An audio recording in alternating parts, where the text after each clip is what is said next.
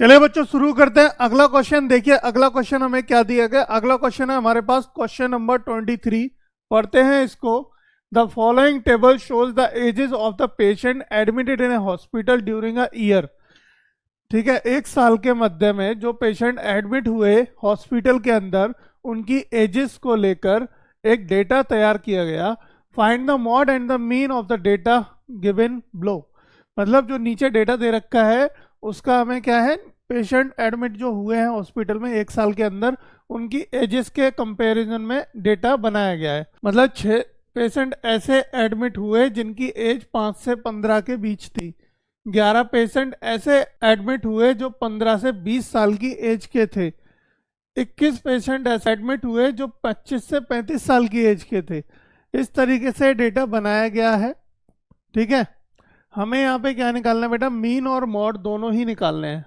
Mean भी निकालना है और मॉड भी निकालना है। ठीक है, compare and interpret two measures of the central tendency. मतलब केंद्रीय प्रवृत्ति जो होती है सेंट्रल टेंडेंसी की, उसका हमें क्या करना है, व्याख्या करनी है और कंपेयर करना है। इंटरप्रेट मतलब व्याख्या करना और कंपेयर मतलब आपको बताना है। ठीक है, चलिए तो क्वेश्चन शुरू करते हैं। देखिए कैसे करेंगे इस क्वेश्चन को। अब हमें दोनों चीजें निकालनी है यहाँ पे, क्या, एक तो मॉड और एक मीन। दोनों ही चीजें निकालेंगे, कोई दिक्कत नहीं है। कैसे निकालते हैं, हम दोनों ही चीजें निकालना सीख गए हैं। तो सबसे पहले हम यहाँ पे मीन निकालेंगे। अब मीन कैसे निकालेंगे, मीन निकालेंगे हम यहाँ पे। मीन का फॉर्मूला आपको पता है क्या होता है। मीन मतलब कि एक्स बार, एक्स का बार इज इक्वल टू, कौन सा मेथड यूज करने जा रहे हैं। देखो यहाँ पे टेबल बनाई है, टेबल देख के आप समझ ही जाओगे डेफिनेटली, इतने सारे क्वेश्चन कर चुके कि हम कौन सा मेथड यहाँ पे यूज कर रहे हैं। डायरेक्ट मेथड में यूज करने जा रहा हूँ। ठीक है, आपको कोई और इजी लगे तो वो मेथड यूज कर लेना, पर मैं डायरेक्ट मेथड यहाँ क्यों यूज कर रहा हूँ ये भी बता दूंगा। अभी पहले हम क्या कर रहे हैं, टेबल का डेटा नीचे इसमें डाउनलोड कर लेते हैं, मतलब कि लिख लेते हैं, है ना। ये हमने लिख लिया x का इंटरवल। ठीक है, अब लिख लीजिए एफ आई, यानी कि 6, 11, 21, 23, 14 और 5। ठीक है, एफ आई नोट डाउन कर लिया। अब एक्स आई, एक्स आई कैसे निकालते हैं बेटा, क्लास मार्क। क्लास मार्क का इंटरवल, जो इंटरवल क्लास होती है, क्लास इंटरवल यहाँ पे दे रखी है। क्लास मार्क कैसे निकालते हैं, upper limit plus lower limit divide by 2। Upper limit यानी 15 प्लस लोअर लिमिट यानी 5, 15 5 20 डिवाइड बाय 2 यानी कि 10।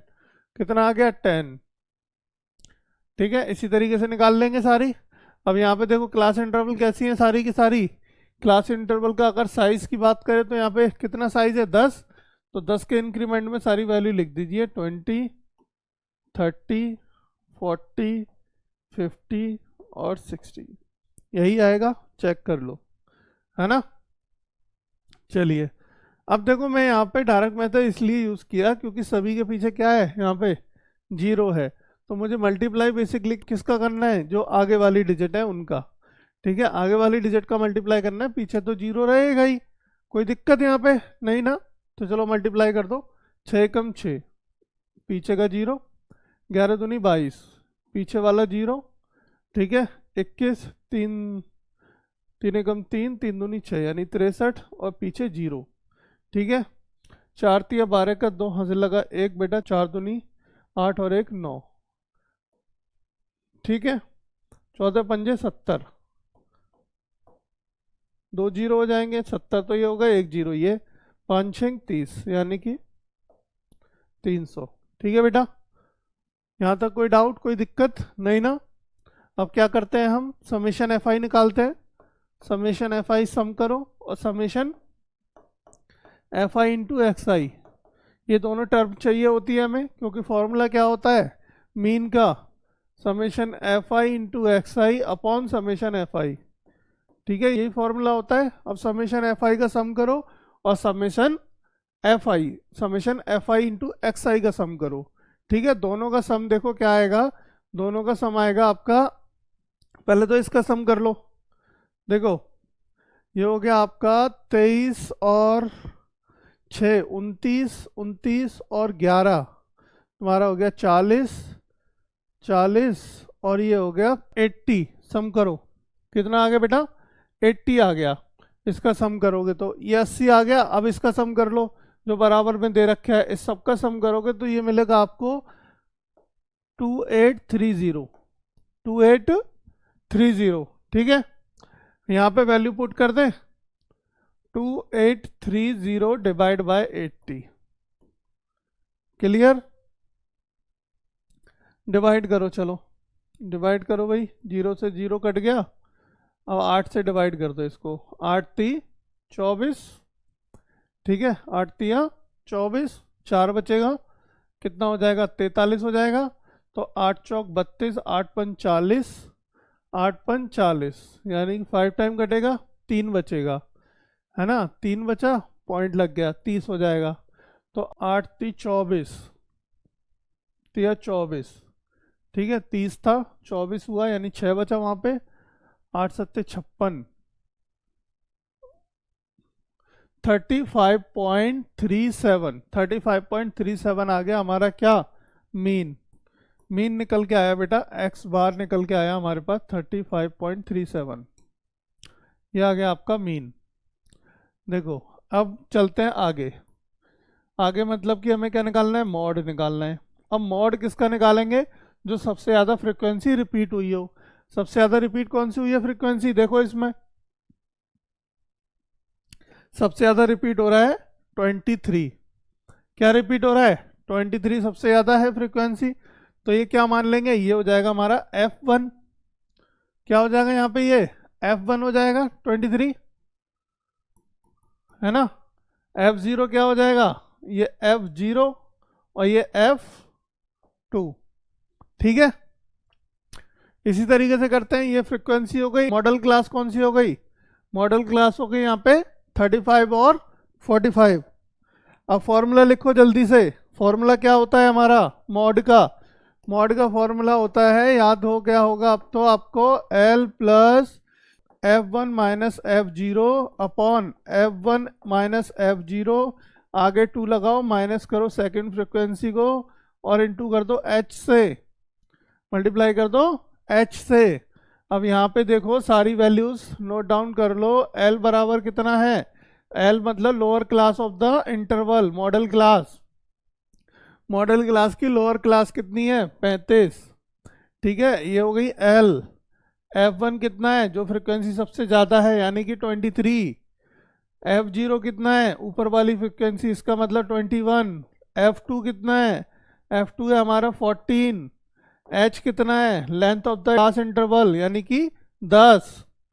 सारी वैल्यूज आ गई, पुट करो सारी वैल्यू।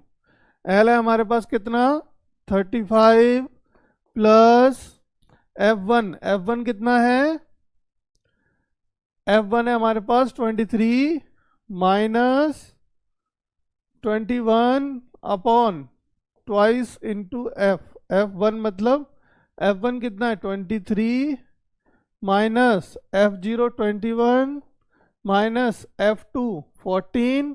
इस तरीके से वैल्यू पहले लिख लेंगे आप, है ना, ताकि गलती ना हो। वहाँ से डायरेक्ट लिखेंगे आप यहाँ पे तो हो सकता है मिस्टेक हो जाए, पर यहाँ पे आपको मिस्टेक नहीं करनी है बिल्कुल भी। अगर आपने यहाँ पे मिस्टेक कर दी तो आपकी गड़बड़ हो जाएगी। देखो ऊपर तो बचा 2, है ना, ऊपर कितना बचा 2 बचा, और ये कितना हो गया, ये 4 और 1 5, और ये हो गया 35 35 ये हो गया। अब 23 का गुणा करोगे, 3 दूनी 6 और 2 दूनी 4, 46 नीचे आ गया 46 माइनस 35, ऊपर आ गया 2। तो पहले इतना लिख लेते हैं, ये हो गया 35 प्लस ये बाहर मल्टीप्लाई में चल रहा था H मतलब 10, ऊपर हो गया बेटा देखो कितना 2 बचा, इंटू ये 10 आ गया अंदर बाहर वाला, अपॉन नीचे कितना था 46 हो गया, माइनस 35 हो गया, है ना। माइनस करो जरा, 45 होता तो कितना बचता 10 बचता, 45 46 है तो कितना 11 बचा, नीचे बचा 11, ऊपर बचा 20, ऊपर हो जाएगा कितना 20।